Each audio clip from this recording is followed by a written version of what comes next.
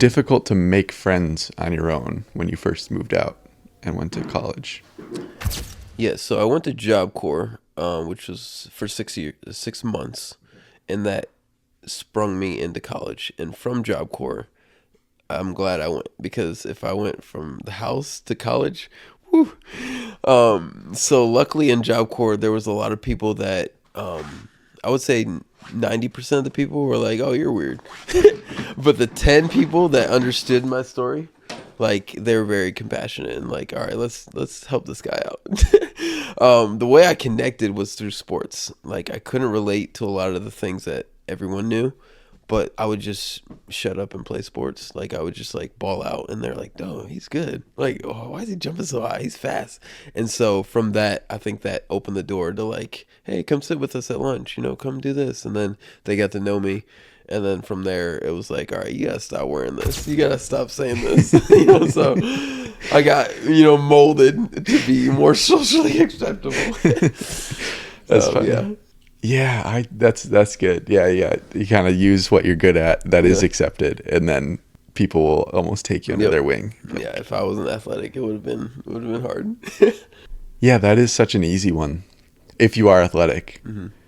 I think the biggest one was the whole Job Corps had this like party thing every like once a month or whatever, and the guy that was at Job Corps for forever, he was really good at tumbling, and he could do like 10 backflips in a row. And I was like, "Hey!" And that day, I just showed out and just like one upped them, and everyone's like, "Oh my gosh, you beat Terrell!"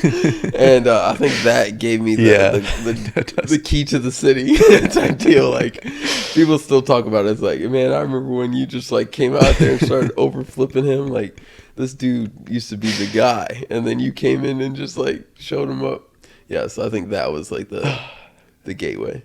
Yeah, that I have a friend, a childhood friend. We went to elementary school and then middle school and high school, and his dad was a instructor at like the circus. Yeah, it was like called Circus Juventus. It was like a acrobatics school and all that. And then they would do shows once a year. And his dad was like one of the main instructors there, so he like grew up in it. Yeah. And was just like insane, could do all this stuff. And so like in elementary school, like once a year they would put on a show and he would be like the star of the show. And like, it was just so cool that he could do all this shit, and like everyone just loved that. What is that transition from like just going through your own stuff to then, okay, now I'm actually helping other people with their issues and their struggles?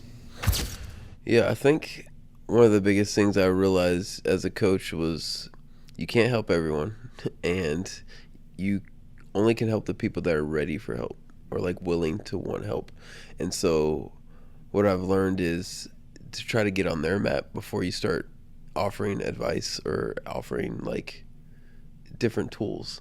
And then you also have to find out what's stopping them from getting what their goal is, and like we call it like clearing the clutter, and then before you give them new tools.